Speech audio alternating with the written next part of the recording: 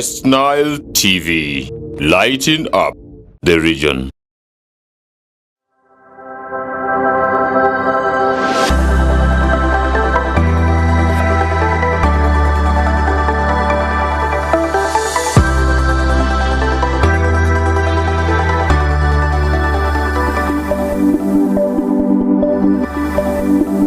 Hello and good morning, dear viewers. You're most welcome to the DAKTARI show here on West Nile TV, and this is a health educative show which airs every Thursday from 10 a.m. to 11 a.m.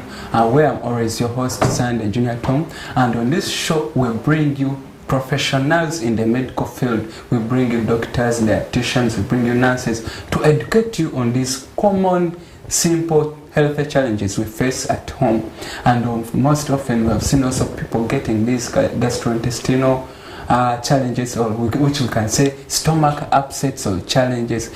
And today with us we have Mr. Nahawe Patton, who's going to discuss for us what diarrhea is, how can you manage the prevention, what is also this vomiting. He will take us also through fecal incontinence, which we can say like someone having, maybe you can't go to ease yourself in the toilet, you can't defecate, or maybe you're having a running like form of diarrhea. So he'll take us through all those things. You are most welcome to the DAKTARI show, Mr. Nahawe Patton. You can introduce yourself to our viewers. Thank you, Mr. Moderator. Our viewers of today's session, my name is Nahawe Patton, and I'm a finalist at Moon University pursuing a bachelor's in nursing science, and I'm proud that I'm in my final semester, and I'm very privileged to be attended to this morning, and I'll be taking you through what our moderator has told you about. And currently I'm practicing at Arua Regional Referral Hospital.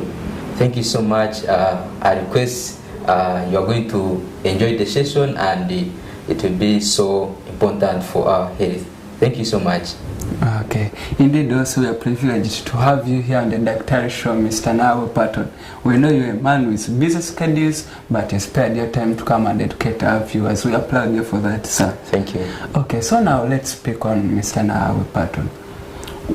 What are these stomach upsets or disorders, or like what are they just mainly?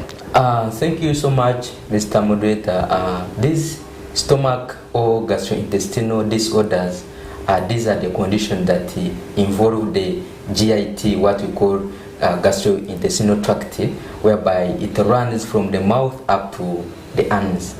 So these are all those conditions, and they involve maybe constipation, diarrhea, vomiting, gas, fecal incontinence, and many others. But for today we are going to discuss about some of those conditions, not all of them.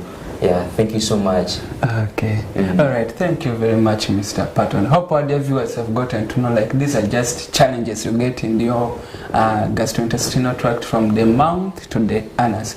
So now, Mr. Patton, let's speak on let's begin with diarrhea. What is diarrhea itself? Thank you so much, Mr. Moderator. Viewers, I want first to bring you this to your attention, that diarrhea is a very serious condition, and mostly it is the third leading cause of death in children under 5 years, and that one is a report from WHO. And when you go to definition, diarrhea is the passing out of watery or loose stool 3 or more times in a day. Yeah, so if you have maybe your child or yourself, and you find yourself passing out loose stool or watery stool 3 or more times in a day, that is what we call diarrhea. And it can be acute or chronic. In acute, that one takes a few days, and when it comes to chronic, you find it goes even more than 2 weeks. So that is briefly what I can talk about diarrhea. Thank you so much. All right, thank you very much, Mr. Patton. So it's all about if someone passes this water stool for more than 3 times in a day. Okay. So now maybe, what are some things our viewers could do to put them at a risk to get this daholi, or the causes of daholi? Thank you so much, Mr. Moderator. Once more, this disease, which is called the diarrhea, you find some people get or be at the risk of developing diarrhea due to following situations. Sometimes you find, like for example, children, they eat when they have not even washed hands, and they drink water which is not boiled.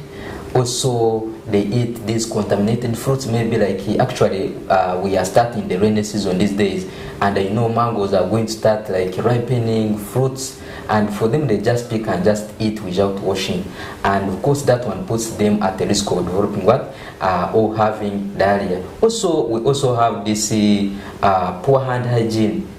You eat, you have not washed hands, and also people who have low immunity, like young children, like especially we saw that most it attacks those children who are under 5 years. You realize that those children, their immunity is still low, and also those people who are elderly, so those who have advanced age, their immunity is low, and these microorganisms, they have the chance of attacking their body because their immunity is already down. So also you find that like in these daycare schools, the kids are just young, they just share anything, they just share anything. So you realize that that one puts them at the risk of developing these diarrheal diseases. And also someone can you find in some homes, you find maybe they don't mind about health, they just it is very funny, you find that they are eating with their dogs, so, and those animals, they carry those microorganisms which we are going to look at, that cause diarrhea. Yes, thank you so much. All right, thank you to also Mr. Patton. Actually, let's speak on from there immediately. What are these microorganisms which cause diarrhea? Okay, thanks for that question. We have very many microorganisms, by the way, and they can be classified into viruses. They can be viruses, they can be bacteria, they can be helminthes or worms, they can be protozoans. When you go to viruses, we find that they include like rotavirus, adenovirus, rhinovirus, and mostly you realize that this rotavirus is most common cause of diarrhea in young children.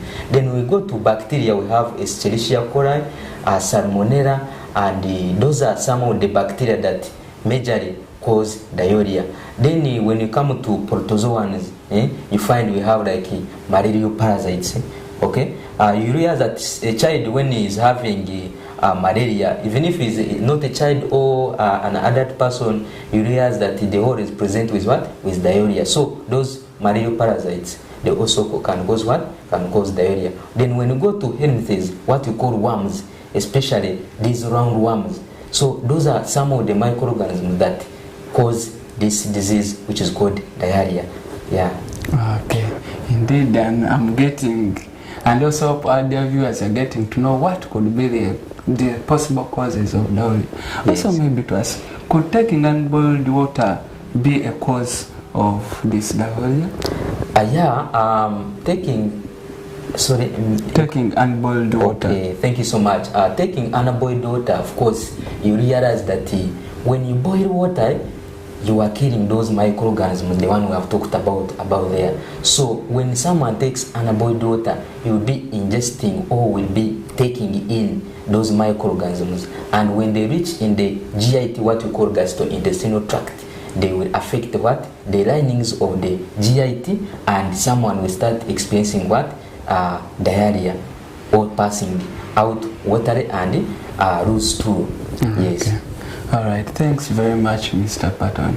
Are those maybe the only causes, or there are some others? There are some others. You realize that you also have like some drugs. There are some patients whom you find are taking like drugs called laxatives, and these are the drugs that are given to patients maybe if he has like constipation, and when you keep on taking them, remember these drugs, they increase the GIT motility. So once they increase the GIT motility, they will in the long run they will start causing diarrhea. And also you realize that we have malnutrition. So in malnutrition, of course, now the child will become weak, or what we call immunocompromised, and of course these microorganisms, they will get a chance of what? Of using that child's body to experience and start manifesting, and the child will start what? Diureting. So those are some of the other causes of what? Of diarrhea. We also have, by the way, that some patients, you realize that when they take something, maybe they take milk, they start diureting. So that is what we call like lactose intolerance. You realize that that milk is not what? Metabolized, and now the body will try to react to it, and someone will start like what? Diureting. Like to push it out very fast. Yes, push it out very fast so that now it can get relieved of the what? Or that issue. But how do you say like this diarrhea comes as a result of like increased motility of the this gastrointestinal tract? What are you trying to mean by that? After eating, the GIT or the body, for it to extract the nutrients from what you have eaten, there is a way it tries like moving, like rotating, propelling food that you have eaten, and in the process of propelling or rotating and cycling the food you have eaten, it is when it is absorbing the nutrients from what you have eaten. So when you increase the GIT motility, it means the process of reabsorption of the waters will be what will be there. So much of the water will not be absorbed, and now the stool will become what? Like water, and it will cause like someone now to start passing what? That stool that contains a lot of what? A lot of water, because much of the water has not been what? Absorbed in the body. Yeah, indeed. Also now I'm getting how it comes about. Yeah. Okay, now maybe to ask, how are there other presentations or signs and symptoms these people get apart from having like just passing this loose stool? If you were so observant, or maybe if you have ever had a child who has been dilating, these children always develop some complications. Though we are going to discuss about the complications, but you realize that a child who has been dilating, you find that the eyes just become sunken. The child starts crying. Small. Yeah. So you realize that in the eyes they just become like open. Or you realize that when a child is dilating, the child will start becoming dehydrated. Like dehydration means like the body is not having enough water. So you find that the lips are just becoming dry. Sometimes even start cracking. When you even like for babies who are just new, you will realize that on the head we have what we call fontanelles, and if a child is dehydrated, you find it's what? Like depressed. Okay? That soft thing we always see moving on the head. Yes, exactly. Yes. So in dehydration you find now it what? It depresses, and you find like there is a depression or a hole. Then also when you try like to pinch the stomach or the abdominal wall, and you stretch, the pinch takes a lot of time to come back to its position. So those are some of the other presentation of what? Of diarrhea, because those come as a result of what? The complication or the end result of what? Or someone dilating. Yes. Okay, right. Thanks very much, Mr. Patton, on that detailed signs and symptoms. Hope all your viewers have gotten to note. In case you have the child is passing loose waterless stool 3 or more times a day. This person has like dehydrated skin, like when you pinch the skin takes long to return, just know you are having that diarrhea. So now maybe to ask, when someone gets like, are there some management things people can do at home in case someone has gotten this diarrhea? Yeah, by the way, as we said, this diarrhea is a very serious condition, and I will first bring this experience because I'm currently practicing at Arua Regional Referral Hospital, and I've ever been in pediatric ward where we manage these young children.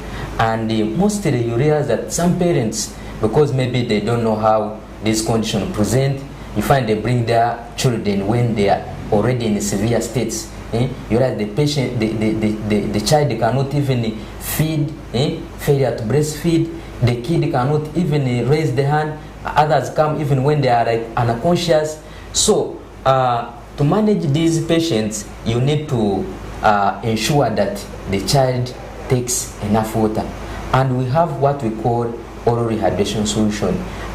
We are going to discuss in detail after this, but that is what we call a mixture of salt, water and sugar. We shall see how we can formulate it or how we can make it. So you have kept it for in the next part. Yes, we shall appreciate in the preceding part. Then we can also ensure that when the child is dehydrating, like maybe the child is breastfeeding, after a child has vomited or has dilated, you have to ensure that the child keeps on breastfeeding. And to add on that, you need to at least give a baby or a child some soup to at least replace the what? Replace the lost fluids and what? And salt that have been what? Lost from the body. And also you need to ensure that the hand hygiene, whenever you are going to feed the child or just yourself, you need to ensure your hands are clean so that you don't take in what? Those microorganisms that will cause what? Diarrhea. And also you have to ensure that you or the child keep on taking what? Enough fluid so that you replace what they have been what? Lost. And also we have what we call zinc supplementation. Zinc supplementation, that one will ensure that it eases the recovery from what? From diarrhea. And also it eases the process of healing of the what? Of the GIT. So those are some of the management practices that someone may employ in order to manage what? Someone with diarrhea. Yes. Okay. All right. Thank you very much, Mr. Patton. Indeed, hope other viewers are getting to note. In case you get a child and the child is diarrheating, before you rush the person or the child to the hospital, he has told us first continue the breastfeeding frequently. You give a lot of soup and also water before even you rush to the hospital. So now maybe, Mr. Patton, what are the preventive measures someone can do to prevent this diarrhea? Yeah, thank you so much. Maybe before we go to prevention, in management of diarrhea, we don't only use these non-pharmacological measures like, where we don't involve medicine, but we also can involve the what? The medications. This medication can be ondansetron, metoclopramide, promethazine. Those are some of the medicine that you can give someone who is what? Dilating. So also we always see people use, is it fragile? Yes, I have fragile. Yes, fragile. So those are some of the medication that you can give to someone who is what? Dilating. So when we come to prevention, of course we saw in causes poor hand hygiene. So you have to ensure that before you eat anything or before you touch food, you have to ensure your hands are clean. Or maybe you are going to eat a raw fruit, you have to ensure that they are all washed. You have to take boiled water. You have to ensure that the food is maybe you have eaten and you have left some food. You have to ensure that that food is well covered, because in the houses you find that maybe there are some cockroaches and they can come into contact with the food, and those are they spread what? The microorganisms that will cause what? Diarrhea. So those are some of the preventive measures, and also ensuring that there is proper waste disposal. You don't just dispose any waste, because you find like around homes you find just kids poo or what we call defecating just around the houses. And when it rains, all those things will go into water, and if someone takes that water when he has not boiled it, he will end up what? Getting those microorganisms and developing diarrhea. So those are some of the preventive measures. And also we have what we call immunization of disease, like rotavirus vaccine. You have to vaccinate the child. We have vitamin A supplementation at least to improve the immunity. And also those who are breastfeeding, you have at least to do exclusive breastfeeding for at least 6 months. Up to 6 months, because you realize that when you do exclusive breastfeeding means you feed the child on breast milk only without adding anything. Let it be water, food. No, the child feeds on only breast milk, so that the immunity is strengthened and boosted, so that now it is able to fight against those microorganisms. Okay, all right. Thanks very much, Mr. Patton. Indeed, our dear viewers have gotten to know how you can prevent or keep safe your children from getting diarrhea. So maybe in case there is poor management or people in the communities here don't manage a child who is having diarrhea or a person who is having diarrhea, which complications can such people get? As I said before, you realize that these kids, by the time they are brought to hospital, and not only kids, they come when they are already in severe states, what we call like severe dehydration. The child is unconscious, is lethargic, irritable, cannot breastfeed, just anytime crying, the lips are just dry, eyes are sunken. So the complications of diarrhea, we have dehydration. And another complication, there is malnutrition. You can just imagine whatever you put in the stomach just goes outside. The body has not gotten what it needs. It is just pushed outside. So you will not get the necessary nutrients, and you will end up getting what? Malnourished. You realize that those kids that are brought in severe states, they are already what? Malnourished. Then sometimes someone can even go into shock. Because of less fluid in the body. You find now organs are not adequately perfused, or they don't receive enough fluid to sustain them, and someone can just go into what? Into shock. And the end result of that, if you not manage well, someone can even die. Oh, so yes. Someone even can die if they don't manage well. Yes, someone can die. We have experienced those situations. Yeah, a child is brought when is severely ill, severely dehydrated. By the time you start resuscitating, it is beyond. The child even collapses and what? Dies. Yes. Indeed, it's worrying. Hope other viewers are getting to know. If you don't manage your child or any person who is having diarrhea, the person may end up losing his life, and we don't want our viewers to cry. So in case you get someone who has diarrhea at home, do the home management very fast and rush the person to the hospital. Indeed, thank you very much, Mr. Patton. We're grateful. Okay, now you have taken us through diarrhea.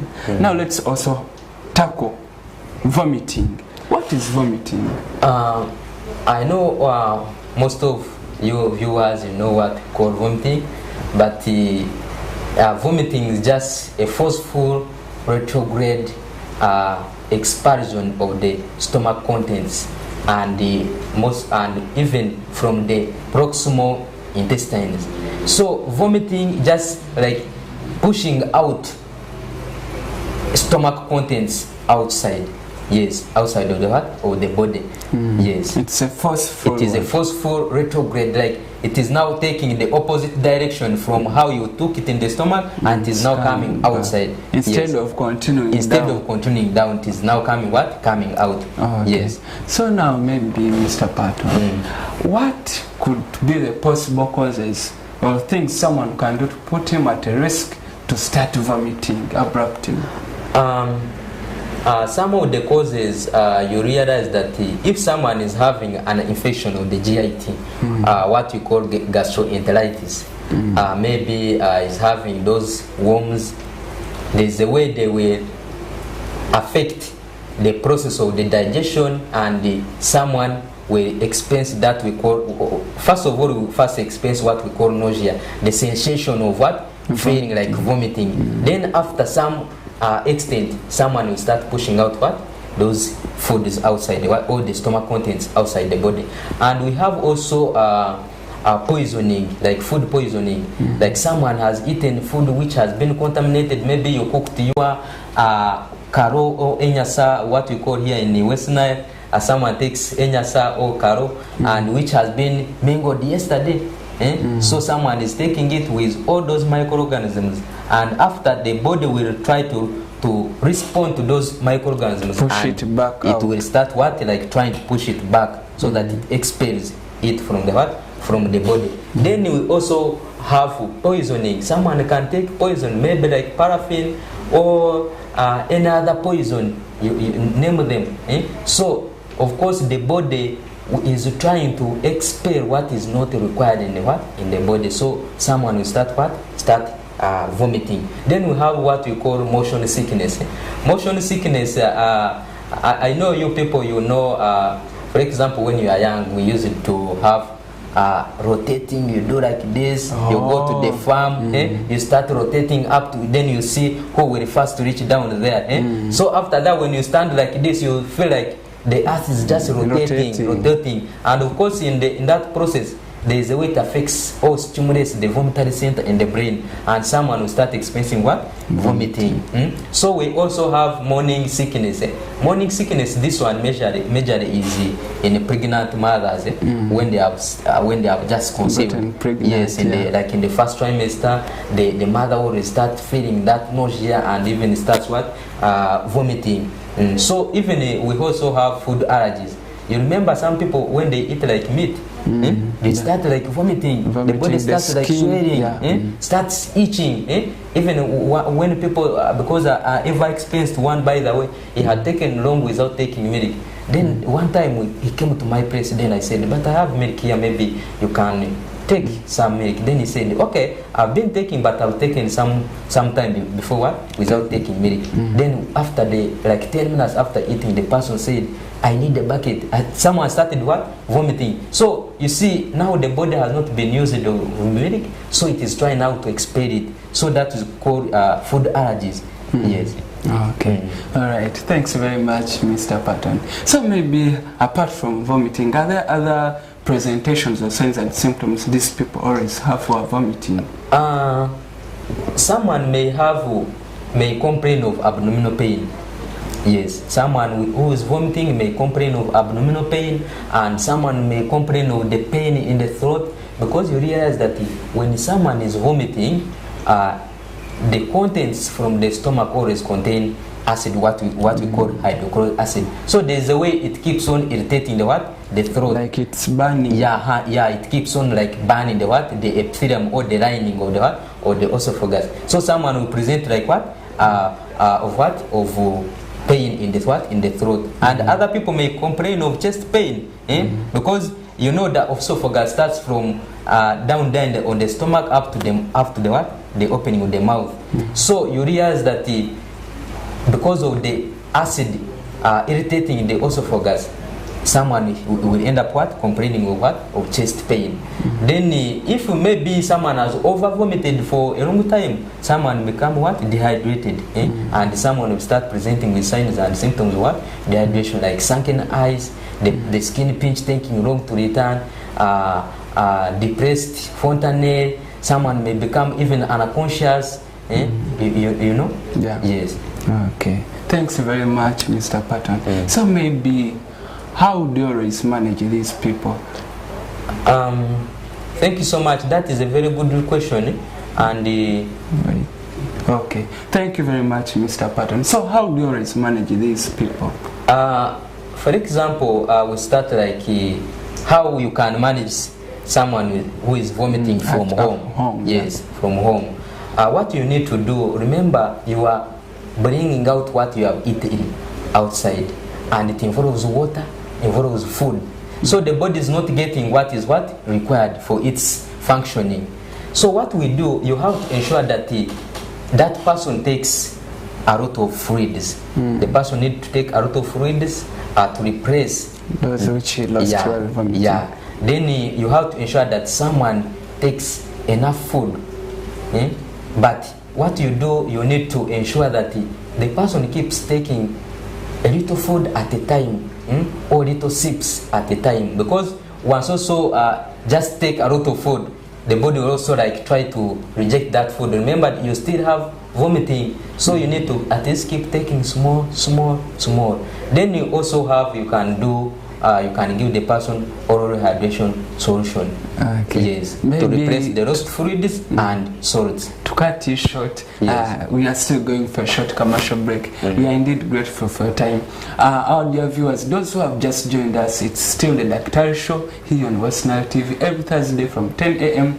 to to 11 a.m. And today we have an exciting topic of discussion about gastrointestinal challenges or stomach upsets, where Mr. Patton, our guest of today, took us through what is diarrhea and has taken us through like the causes, the presentation, management, and also preventive measures. And also he took us through what vomiting is, the causes, and he was taking us through the management. However, we are still going for a short commercial break, and in the next segment you should not miss how to make ORS, or what we call orals, because people who have diarrhea and also are vomiting, we always give them orals, and these orals can be made at home. So keep on. And also I've just joined, wait, in the next segment we're going to have the management, how to manage someone who has like the making ORS. Thank you very much, our dear viewers. Let's get back.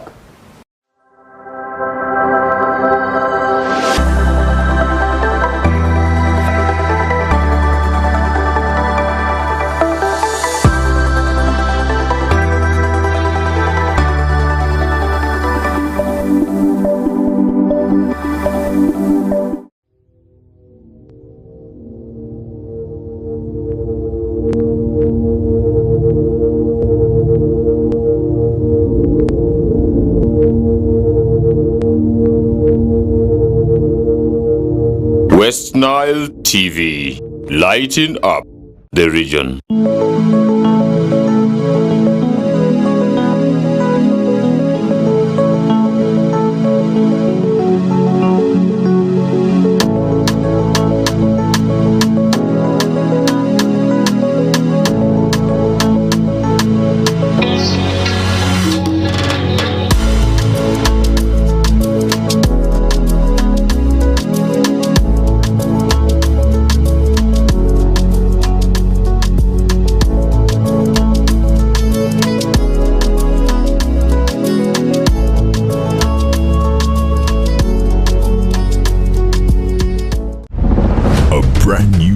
Star TV with StarTimes Inside Technology.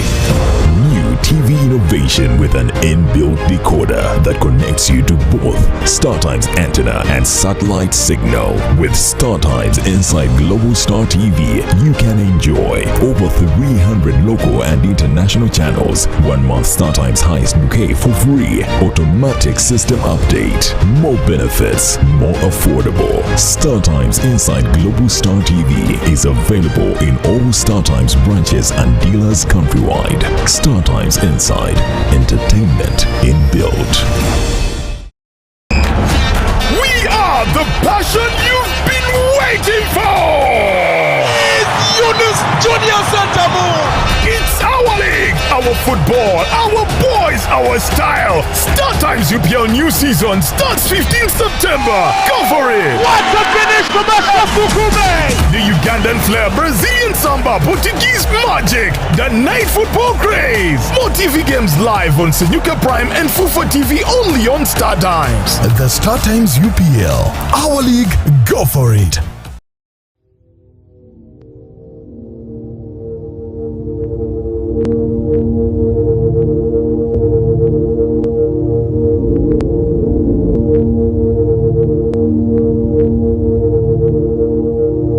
West Nile TV, lighting up the region.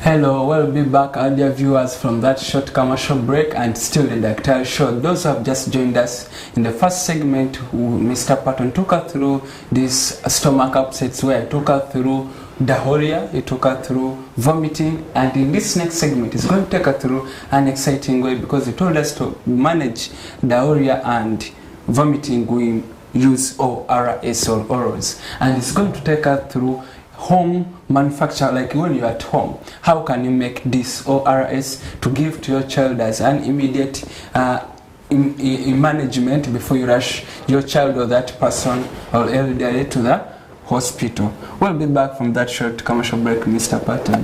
Yeah, thank you so much, Mr. Moderator. Okay.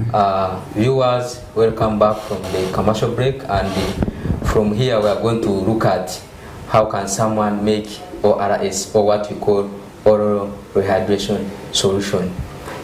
This one is a mixture of salt, water and sugar, and we usually give it to people who are experiencing vomiting and diarrhea in order to replace the lost fluids and salts. So we are going to look at how we can make this oral therapy. What we do before you do anything, we have to ensure that your hands are so clean. And how do we ensure that our hands are clean?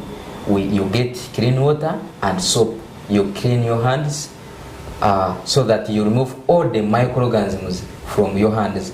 And the next step, what you do, you wash your utensils. Maybe if you want to use a jug, you need a jug, you need a cup and two teaspoons. You ensure that you wash them with soap and clean water so that they get rid of any microorganisms. So once you ensure that all those things are clean and put in place, you also have to clean the place where you are going to prepare this solution from. Maybe let it be a table. You have to first arrange the table, let it be clean so that you don't want to contaminate that solution. So from there you get your salt and sugar. What you do, you will measure.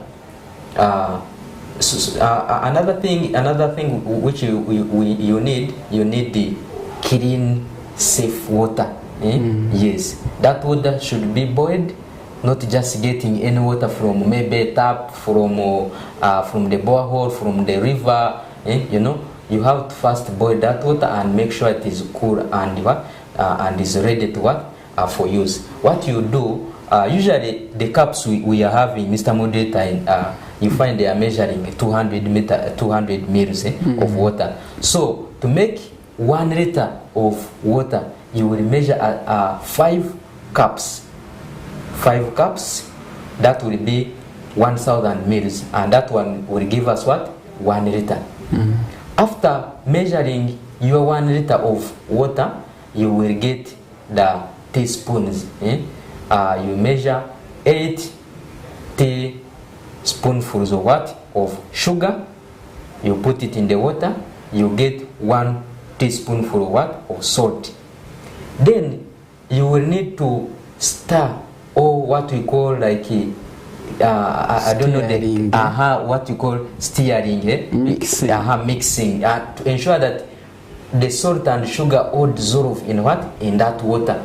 So after dissolving, maybe you have your patient there who has been diarrheating or who has been vomiting.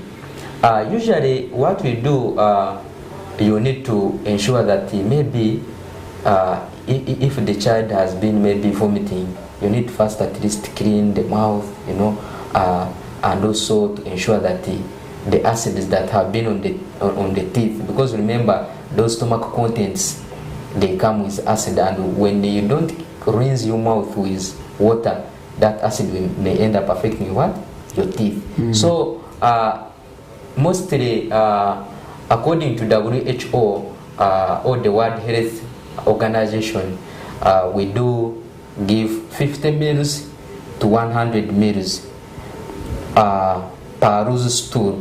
If a child diuretes like now, you give, and if the child is if the child is 2 or less than 2 years, or 2 years and below, you give 50 to 100 mils per every loose stool. Then when the child is greater than 2 years, we shall give 100 to 200 mils per loose stool. And we are doing this so that you are preparing your child for for hospital, in case the child deteriorates or the condition becomes severe. So you will not first wait like for the child to become severely ill. What we do, we give this ORS to ensure that the child replaces the rose fluids and what? And the salts. You see? But the other management techniques using ORS, but those ones usually, we don't usually do them at what? At home. We don't usually give them at what? At home. And those ones usually they are done at what? At the hospital, because they need really what? Experienced what? Professionals who will what? Ensure that that one is done in the correct way. But because you don't want your child to progress from maybe mild dehydration to severe dehydration, we just ensure that when the child starts vomiting or starts dilating, you give ORS. I think you still remember the mils. What you do, you measure 50 mils to 100 mils for a child 2 years and below per ml rose stool, or when the child dilates. Then for a child greater than 2 years, we give 100 to 200 mils per ml rose stool. Yeah, that is what we can do. Maybe to easily calculate the mils of the water, we said each cup contains 200 mils. So to ensure that you get 1 liter, you measure 5 cups of what? Of water. Then you measure 8 teaspoonful of sugar and 1 teaspoonful of what? Salt. You stir completely. Then you what? You give your child. Yes, before bringing the child what? To the hospital. Yes. Okay. Thank you very much, Mr. Patton. Maybe to ask, like actually not to ask, like a recap. When I'm making my orals, you have told me I get 1 liter of water. I get 1 teaspoonful of salt, a full, very full. Then also I get flat spoonfuls of sugar, 8. 8 of them. Okay. Hope also other viewers have noted that. And also it recommended, or further emphasized, to use clean water or boiled water, not any water we have just gotten from maybe a well or a river. Then also maybe Mr. Patton, to ask, we always see people who are still constructing like on a hill, because one of the causes you said which brings about this vomiting and diarrhea is water being contaminated with fecal or feces or fecal matter. How should they construct? If someone has a home at the top of the hill, should they have the latrine next, then the water source in the lower part of the hill? Or should they have the house, water source, and the latrine and the extreme lower part of the hill? And also maybe remind us of the recommended distance between the home and the water source, and also from the latrine to the water source. Yeah, thank you so much, Mr. Moderator.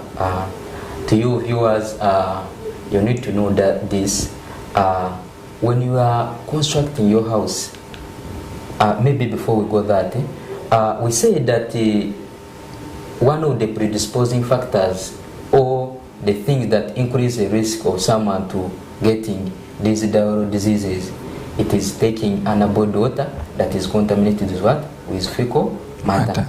And mostly you find that all these fecal material, they just come into our water sources. And you realize that most times some people still use wells which are just open and everything just comes into what? Into water. Or maybe people construct these or drill these boreholes. So when you are going to set your latrine, you need to ensure that maybe if this is your house, or you are on a hill, this is your house, and this is your what? Your water source. The latrine now should come after the water source, so that because down when you in the valley. Yes, down in the valley. Because when you bring your latrine in the middle of the house and the water source, remember the fecal components have water, and there is always what? Infiltration of water through the what? Through the soil, and it will end up into the what? Into the water source. So this fecal matter can move from the toilet if it's up and they leak down to the water source. Yes, yes. We have what we call gravitational force and all other forces that pour water towards the what? The lower altitude. You see that. So you have to ensure that your latrine is after the what? the latrine. The water source should be in middle of the latrine and what? And the house. Okay. Isn't it? Then the recommended distance from the latrine and the water source should be at least 100 feet.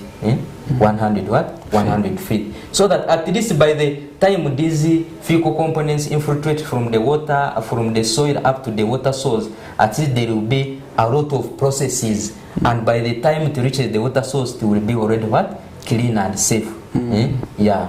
Than just putting it just near. Otherwise, you just be taking, you be thinking you are taking clean water when it is what? Contaminated. It's contaminated. Yes, and someone now will start getting what? These diarrheal diseases. Yes. Okay, how about from the home to like a house to the water source? From the maybe I beg your like how long, what should be the distance between the water source and the house? The water source and the house at least 30 yards. Yes, at least 30 yards. Yes. Okay. All right. Thank you very much, Mr. Patton. How our dear viewers are getting to note of these vital things you took us through how to make orals, and also the recommended distance between your house and the water source, and also from the latrine to the water source. And it told us if it is on a hill, you should have the homestead on top of the hill, then next to the water source, and the latrine should be in the lower ends of the hill or towards the valley to avoid contamination of your water with the fecal matter. Maybe also to take care through the other stomach upsets like gas. What is gas, and what are the possible causes of the gas? Like sometimes people say gassing, or maybe also having a gas in the stomach, you feel like the stomach like yes. playing as if someone is in the stomach. Okay. Yeah. Thank you so much for that question. When we come to gas, a medical term, the one we use is called flatulence, the accumulation of air in the what? In the GIT, or what we call gastrointestinal tract. And I know every one of you viewers, you have ever experienced this. You find you can't sustain that pressure on in your what? In your abdomen. You start what? Letting it out, what we call gassing. And mostly one of the causes, you realize that we have food intolerance. Food intolerance, like for example, we have like lactose intolerance. Like if someone is unable to digest like the milk content, so the body will try like to fight against it. So now because it is not digested, it will now start making the what? Causing the accumulation of air in the what? In the stomach, and you feel like now some people actually their stomach or their belly just start swelling, and maybe some may think they are getting rich because that is some call it a political belly. So that is not healthy, and of course you need to expel that what? That gas. Other cause, we have taking carbonated drinks. Some people like taking these sodas, what, and remember in these sodas we have we put air, what we call carbon dioxide. It is a preservative what?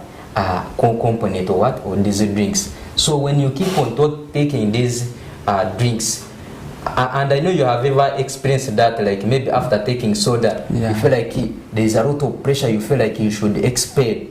So that is one of the causes of what? Causes of gas. Then we also have bacterial infection. So remember now in the stomach we have good bacteria and what? Bad bacteria. Okay, the one we call pathogenic what? Bacteria. So when those ones come into contact with your GIT, as they metabolize, there is always generation of what? Of gas. And once you don't manage those infections, now someone will start what? Experiencing what? Air accumulation, the what? In the stomach or the GIT. Yes. And sometimes people like chewing chewing their gum. Someone they are just chewing. So you end up you keep on swallowing air. You keep on swallowing air, and at the end you find out the air accumulates in the what, in the stomach, and you start seeing the what, your belly are just what, swelling.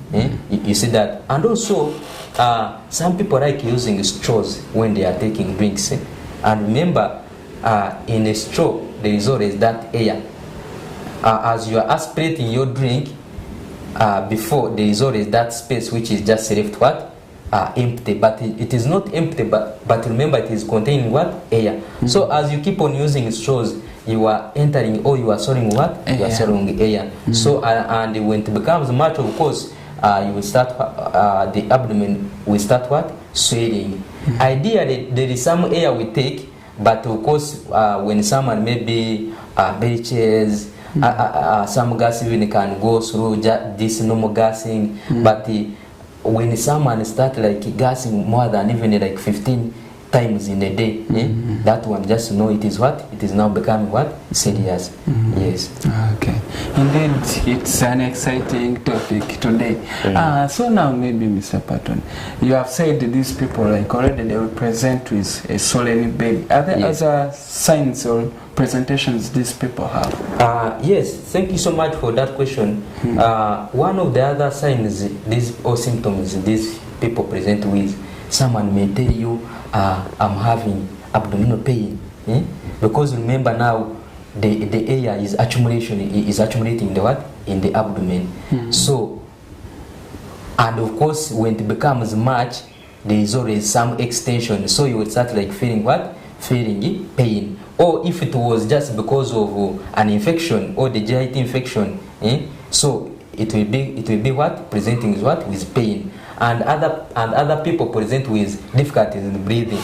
Remember, the separation of the abdomen and the chest, we have the diaphragm. So when there is too much air accumulation in the abdomen, it will keep like trying to push the diaphragm upwards, and there will be insufficient in the what, in the expansion and the relaxation of the what, of the diaphragm during what, breathing. Some people will present with what, with difficulty breathing. And some people may also present with what, they say, I have constipation, I've taken long minus what, minus passing stool. So it means that those are some of the what, the signs and symptoms a patient can present with. And even someone can say, for me, doctor or nurse, I've been gassing most of the days, many times in a day, or more than 15, or and also belching, like I think like maybe when you are like satisfied, there is already that sound like that is called what, belching. So you find someone just belches many times in a day. So those are some of the signs and symptoms of what, of gut accumulation, or what we call flatulence. Okay, so now maybe how do you always manage these people who have gas accumulation in the stomach?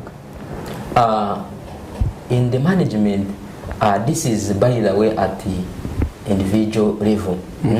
What you do, remember, when you feel discomfort in the stomach, maybe you feel like there is air accumulation, what you need to do, you need to let it out. If we call it let it out, just the gas. Some people don't want, like they strain it. Sometimes maybe someone is in the public and he doesn't want people to know that he has gassed, or they may just look at the person as if he's, but of course you need to be respectful. Maybe if you feel like you need to gas, at least move at least a distance away from the what, from the public, and you do what, you let it out. You do it in peace. You do it in peace. You understand? I know all of you viewers, you have ever experienced that situation. You feel like you have discomfort, and when you let it out, you feel like what, you are relieved. Yes. And another thing, what you do, you eliminate the triggers. The triggers just what brings it. Maybe some people when they eat like beans, they feel their stomach is just air accumulation. You understand? So you avoid the what? You avoid the trigger. If you know that when I take this thing, it brings what? Gas. You need to what? To avoid it. And maybe we also have what we call when you feel like you have gas in the stomach, you need to go and what? Empty your bowl, or you go and what? You pass stool, okay? Yeah, because when you pass stool, in the process of passing stool, you are also letting out what? Gas out of the what? Of the body. And also, because we saw that the chewing gum also causes air accumulation in the stomach, so you need to limit. You need to limit. Chewing gum. Some people can get gum, start chewing gum almost half a day. They are chewing. There is no, the sweetness has been lost, but someone keeps on what? Chewing. And in the process, you are what? You are swallowing air. So, and another thing, what you need to do, you need to stay away from straws, because you realize that when you are taking drinks using straws, you keep on swallowing what? You swallowing air. And also, you quit smoking. You know, by the way, when I was still young, I used to see those people like smoking. Someone smokes and you seem like swallowing. There is no smoke that is coming outside. Where do you think that smoke is going? It is going in the what? In the stomach. So at the end of the day, someone starts complaining what? Of gas. So you need to quit what? You need to quit what? Smoking. And also these carbonated drinks. At least limit. I know some people like drinks or these sodas, but of course, if you take and you feel uncomfortable, you need to what? To reduce on the what? On taking them. Then eating slowly. Some people, by the way, eat as if they are being run after competition. Competition. You see, because in the second you realize that, for me, I want to see, I want to be the one to fast finish. As you keep eating very fast, you are eating, you are increase the rate of what? Swallowing the air. So at the end of the day, you feel you have not even finished the food you wanted to finish. The stomach is what? Is already full. What do you think is in the stomach? Air. So you need to eat slowly so that you also reduce on the what? On the swallowing of the what? Or the air. Yeah. So that is how we can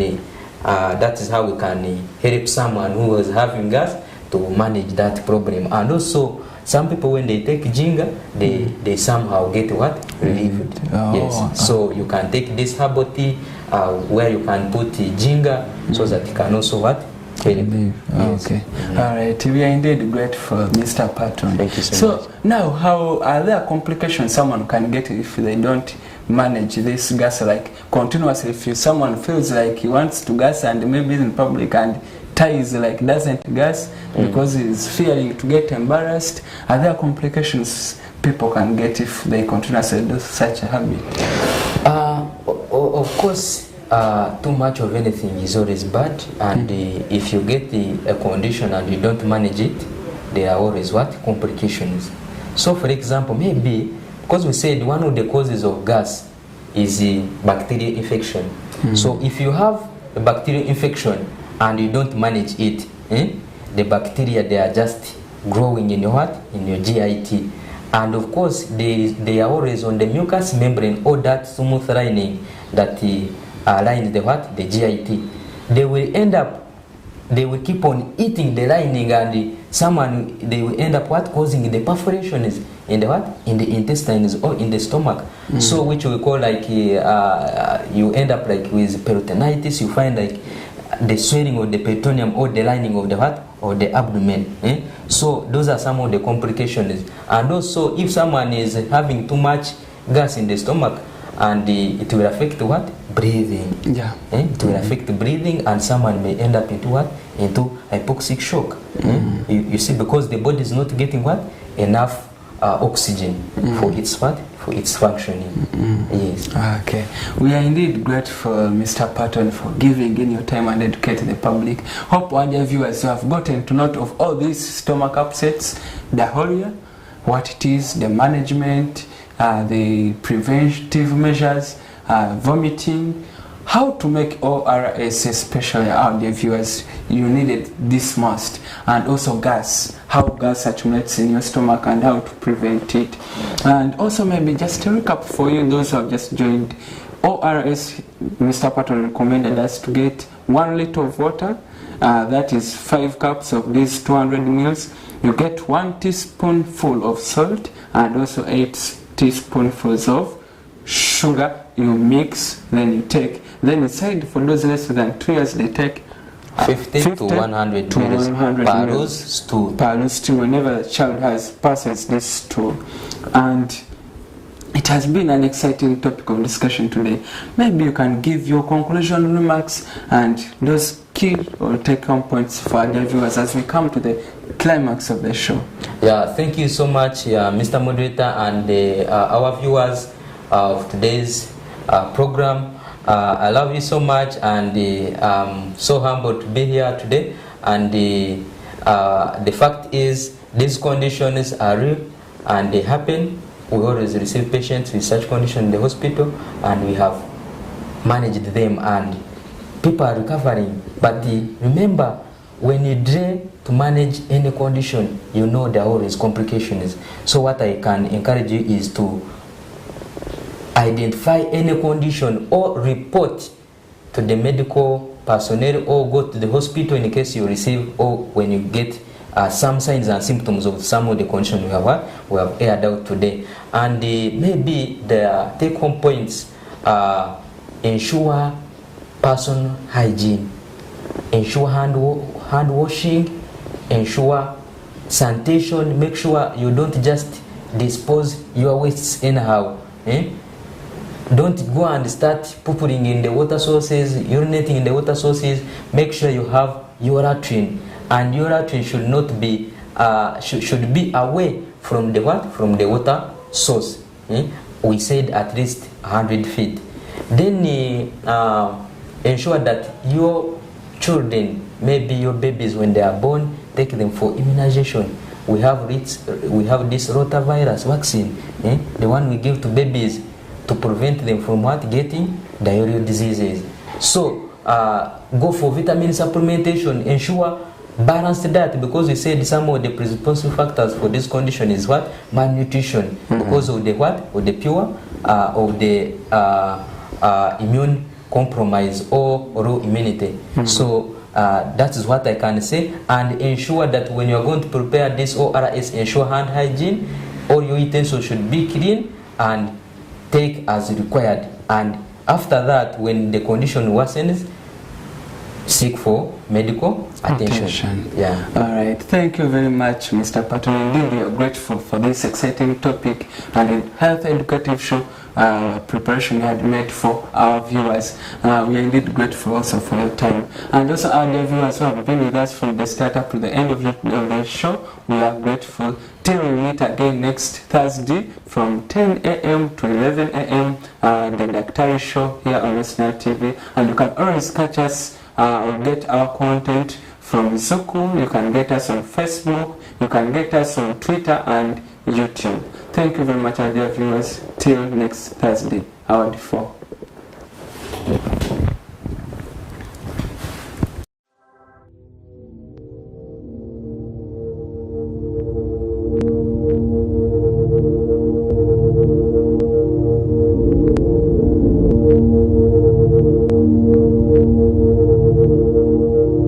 West Nile TV, lighting up the region.